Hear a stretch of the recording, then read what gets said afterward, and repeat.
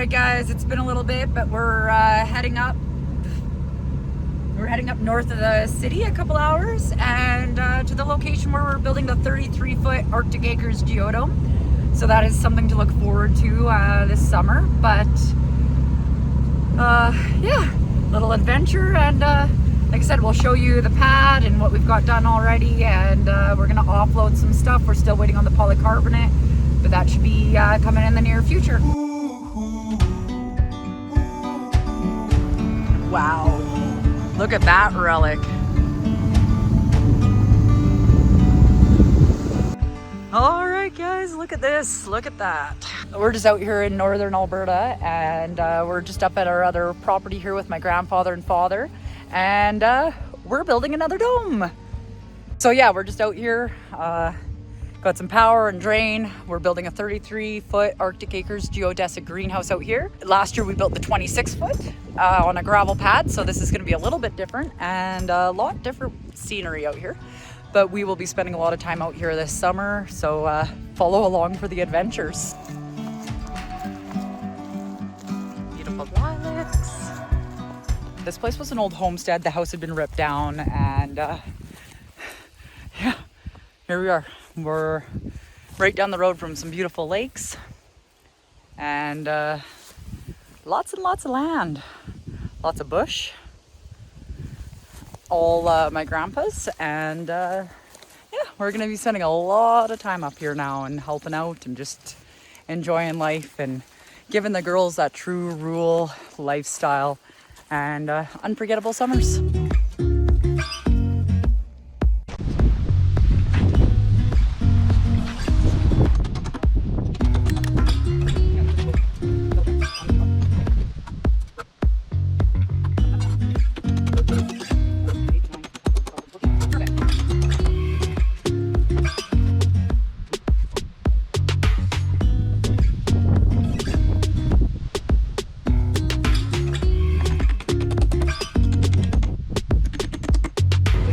Band-aids and first aid kit.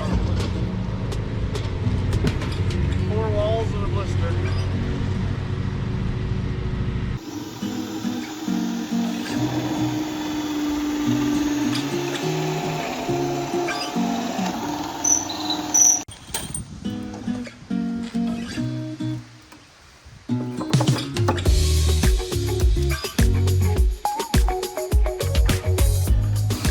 All right, so Mike's just going along. We're just connecting all the walls, and then we are going to make sure everything's good and square once again, or good and round. I don't know what you want to call it. Good and square, good and round, sure, whatever.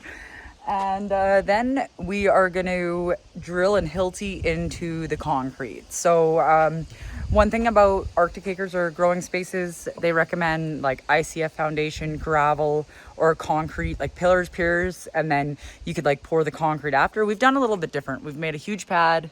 We've got 3.5 feet all the way along the outside, and yeah, should be interesting. Drain in the center, and some electrical coming in, and just, hey, doing what we want. Well, we're taking a break. We got that much done. Going at it for what? We started at 10. It's now 3 o'clock. Yeah, but we also had lunch and burgers and stuff. So. Yeah, not too bad though. It's a pretty quick kit to put together if you know what you're doing and read the instructions beforehand.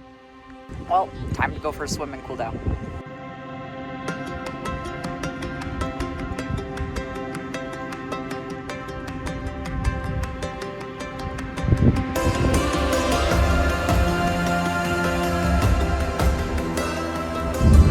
Well, went for the first dip in a lake this summer, and wow, it felt good. I don't know, water's probably 65, 68, somewhere in there. But what a beautiful lake. And after working on the dome all day, felt good. So we'll have to do that again tomorrow before we head home for the weekend. And yeah, we love coming up here and spending time at my grandpa's place. It's great.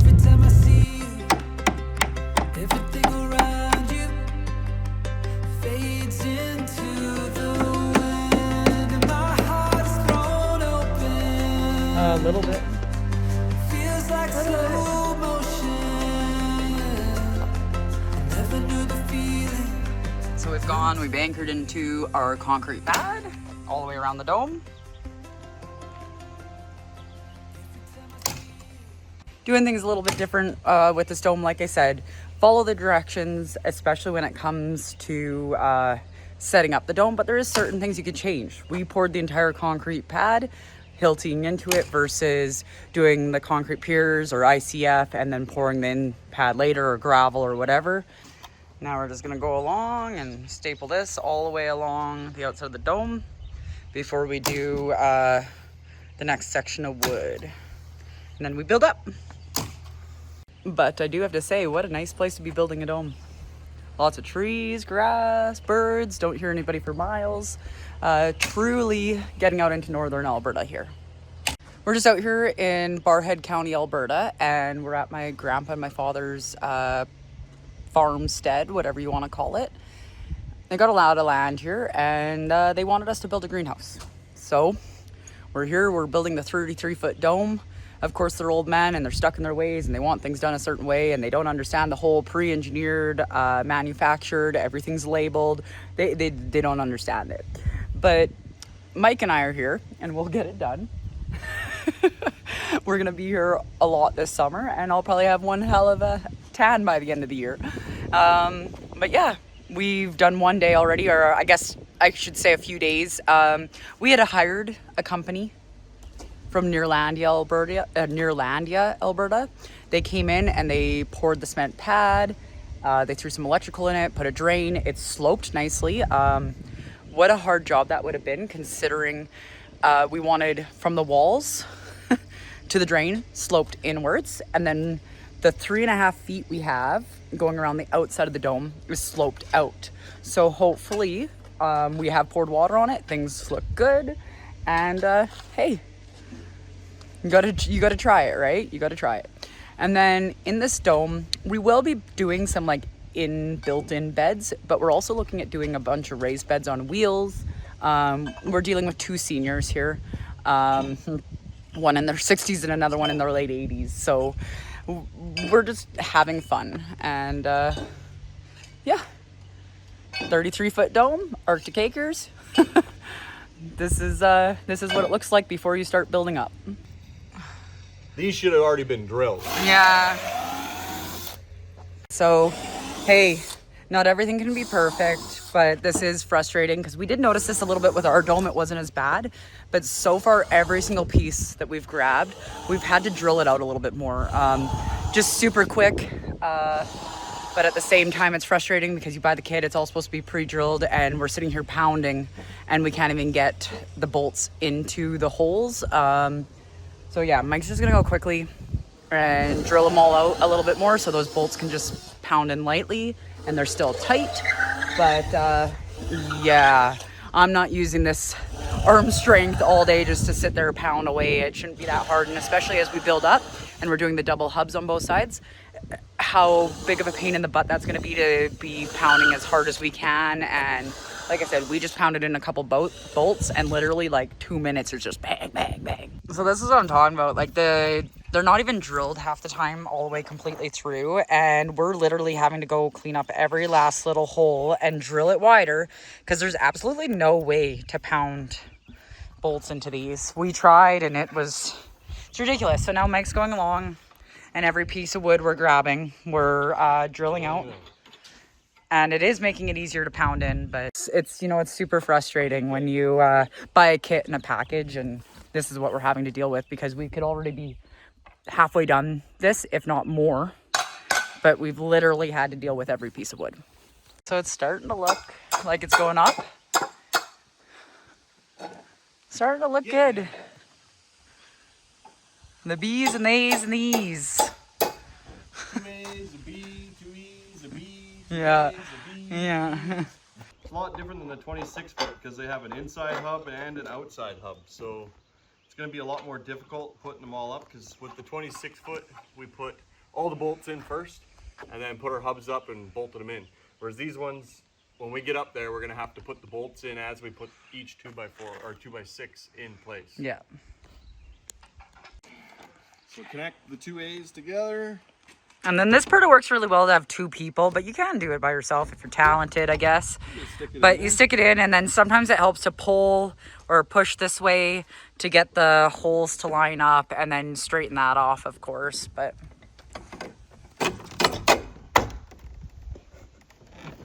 and then yeah, a little word of the wise too. I think Mike said this, but all the squares go to the outside, all the circles are in the inside. And then also take a pair of pliers. Pliers, yeah, this helps too. Spin the nut so it lines up. Knock it into place. Yeah. And then do the same for the other side.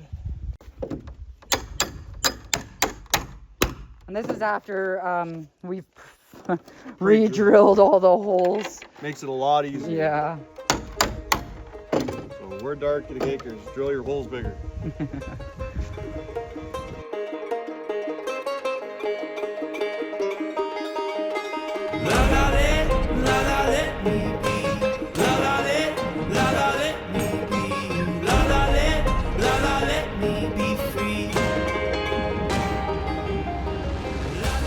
So, beautiful field, and we're building a dome.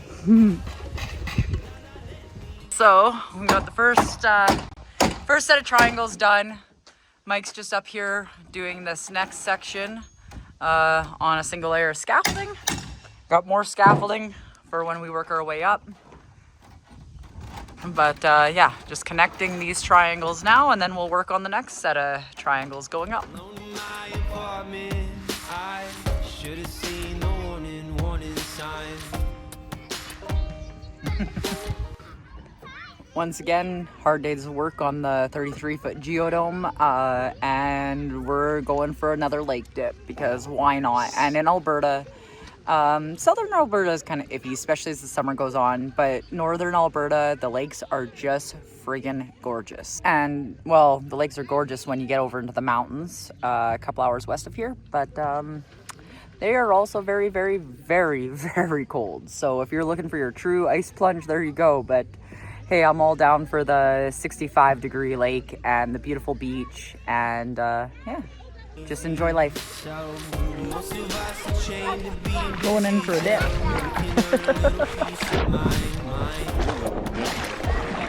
Is it, or is it just because we are hot?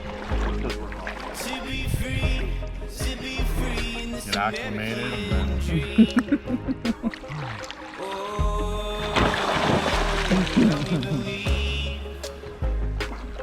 How's that feel?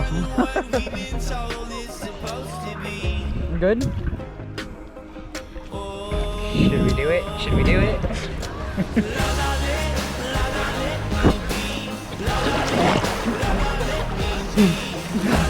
Oh, it's cold.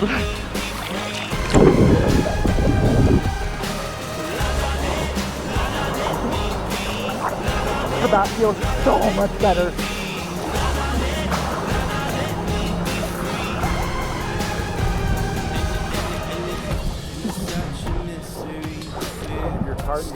Deep breath. Oh, deep breath. That's all I gotta say, getting in that cold water.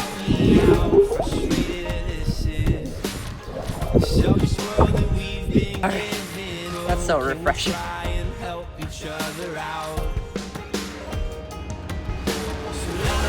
Looking good, looking good. Hey? Yeah.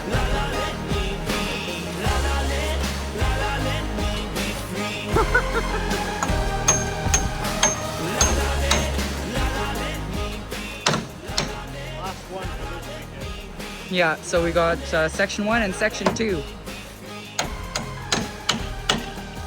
Or level 2, should I say, right?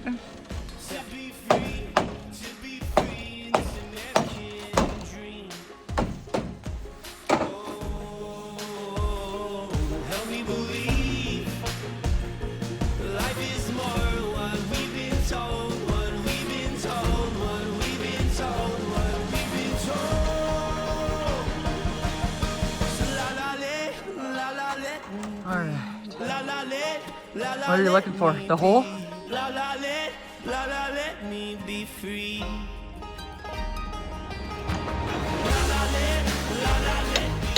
You want me to come in back there?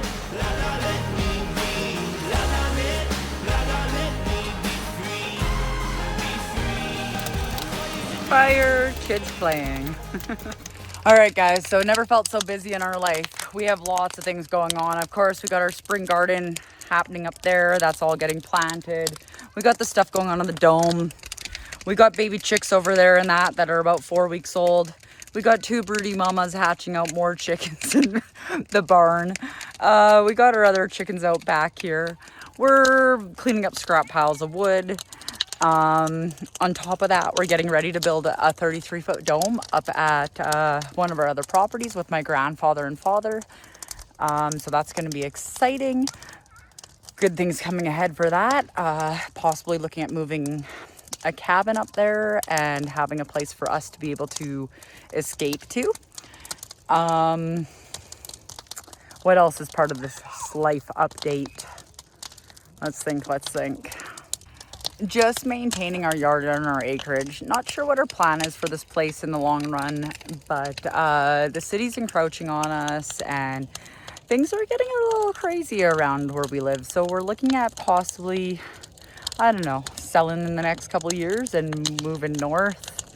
That's something that we're kind of working towards with my grandfather, my father, and his property.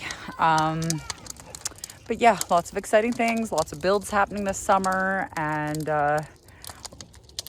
we have shown you guys a little bit of the property up there. It's like 126 acres, and you know what? We have some plans. It's a beautiful piece of land, and it's great for the family. It's great for everybody, so exciting things in the future.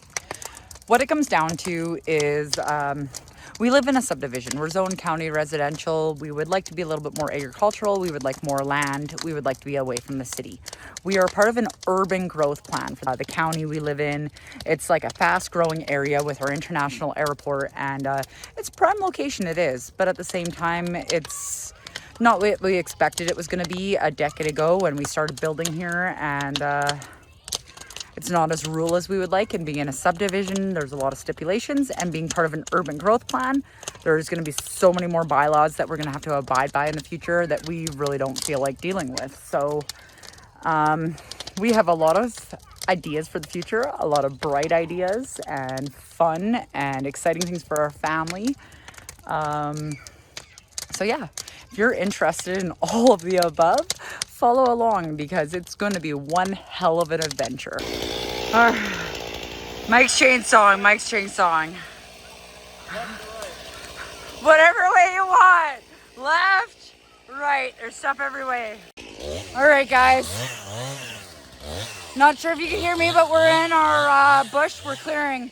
We got little wood piles everywhere, and forest fires. They're everywhere, and we know it's going to be a bad season. It's just getting worse and worse here. So clean out the deadfall, create some wood for the dome for winter, and make some fun trails for the girls. I will say, kids are kids.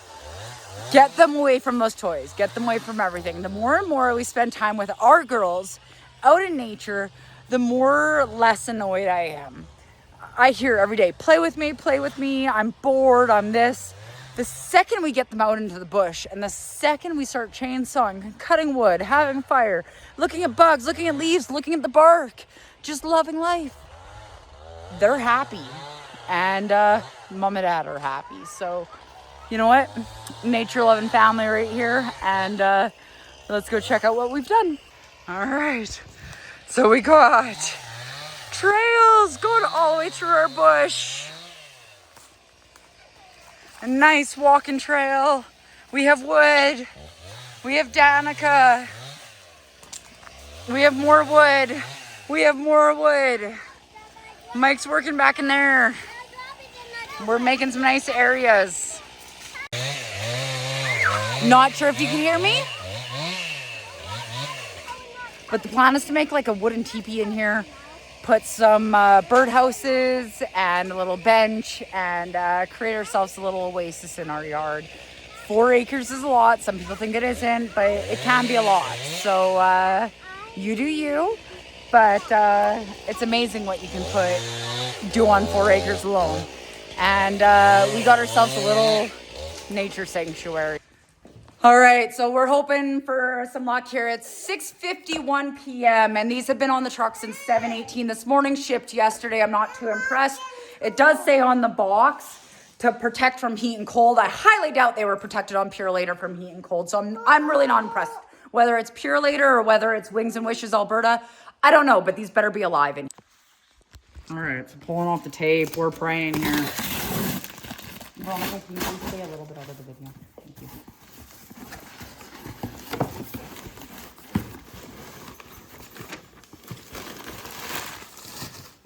There's supposed to be nymphs. There is alive. Oh, there's one. Okay, we got one alive right there. Is there one in there? Oh, there Yeah, is. one alive right there. There's another nymph. Awesome. Praying mantis. Here's another praying mantis nymph. Awesome. So we should have 6? No, here's another praying mantis nymph. No, it said 3. They sent us 4. Maybe we do. No, maybe we do have 6. Well, there's supposed to be 3 in each kit. Okay, yeah. There's another one. Nice. Yeah, those are praying mantis. What's up? Probably more food for the praying mantis. For the praying mantis? I'm Oh my god. We're not letting that loose in the dome. Okay, and there's my butterfly caterpillars. Cool. I know, I see you. Don't worry. Got some baby chicks underneath you. How many you got there, baby? How many you got there, Broody Mama? I'm calling her Mama Bear because she's truly a Mama Bear. Oh, look at him. Look at him. All right, so our one daughter's in here. She's, this is our original chicken coop that Mike built. This is the one we use for our quarantine or our baby chicks. So these are the baby chicks we hatched out on Easter. And she's training each and every one to go up and into the hen house. And once these guys are big enough, they will come in with our big flock who have all decided to roost down for the night. So basically we found the best method is to basically integrate your chicks from a young age. We, for the first 2 weeks, we put our chicks in a little brooder, like water tank set up in our garage. And once we know they're all healthy and good and strong, we throw them out into this coop. This coop has a run that is in the center of our large, I guess you could call it an aviary. We have this barn where our big chickens live, or roosters live. And we have this, which we call jail. If we have a naughty chicken, they go in there for a while. But at the same time, this method works really well. And then we can open up this little door and we let them roam free and see what happens. And we really have had next to nothing for issues that way. As the roosters get older, of course, there's dominance issues, and that's when we take care of things. Whether we get rid of roosters, we keep our favorite, or we send them to rooster camp. So, and then this is in our little barn. We have recently set up this little area. We have 2 broody mamas. This one right here, and I will open it up. She is successful. She has had 2 baby chicks. Betty in the corner is still working on it, about 10 days behind. Okay. Broody Mama's angry. We have this in here. We have all of our chickens. They go out to the outside thing. They have their roosts. We got some nesting boxes in the corner. So this is interesting. These are some painted lady caterpillar butterflies, or they'll be painted lady butterflies. But they've gone into their chrysalis or the pupa or their cocoon stage, whatever you want to call it.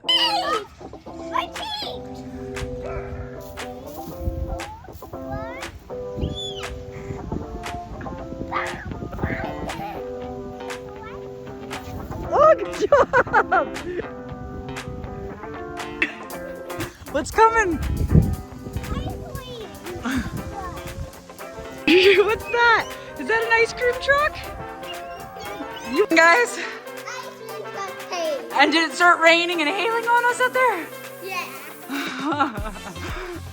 He's officially opening. Very cool. We're just here collecting Alberta wild roses, going through our trails in our yard.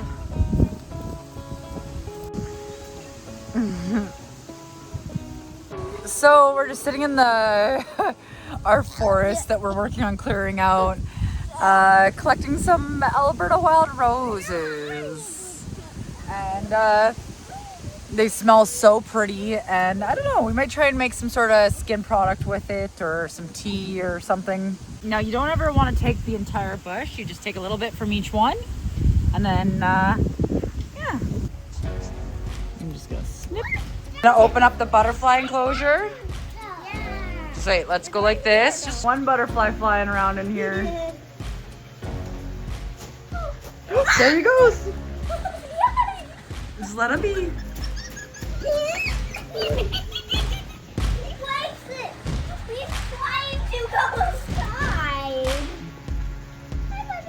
Just let him be. He's a painted lady butterfly.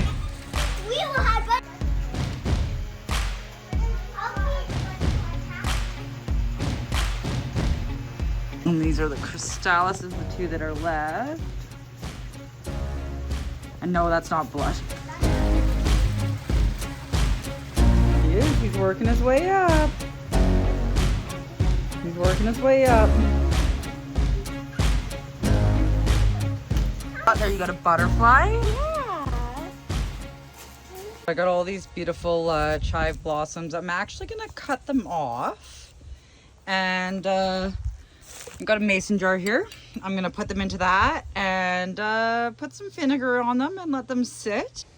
Could make some really good like salad dressings and stuff like that. So yeah, I'm gonna do some chive infused vinegar or vinaigrette, whatever you want to call it. What I'm gonna do is go snip, snip, and yeah, all my little chive blossoms are gonna go into the jar. Smells so good, like onion, garlic. These ones are actually like a garlic onion chive, so I'm super excited about that. Filled this up, gonna put some vinegar in there and let it sit in a cool, dark place for a couple weeks. We collecting rose petals? Yeah. Yeah. Or a little bit of an apothecary we have going on downstairs. I would love to make some Alberta wild rose petal infused oils, maybe make a few bath products for our family, and just, you know what, just enjoy our land and what nature has given us. You got two of them, guys. They're mating. Put them back. Beautiful morning cloak butterfly. Hey, buddy. We're gonna get ready here to release some praying mantis. They've been in the containers for just over a month here.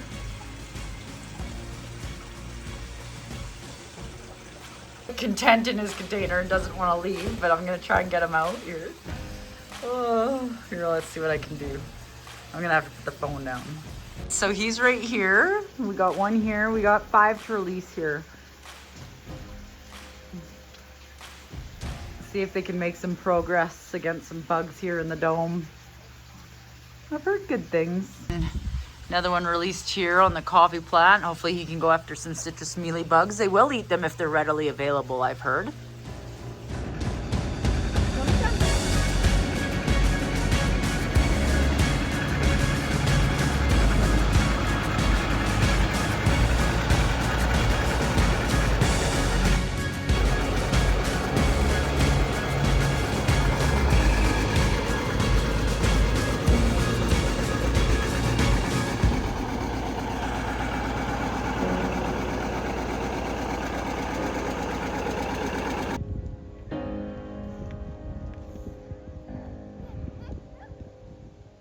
Love this time of year.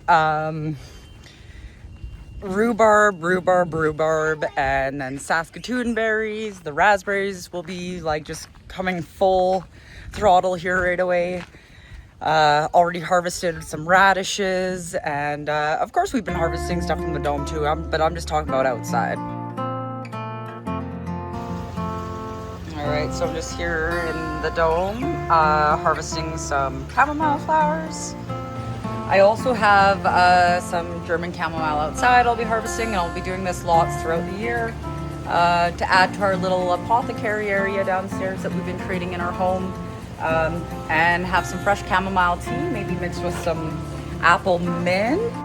Look at that beautiful sunset.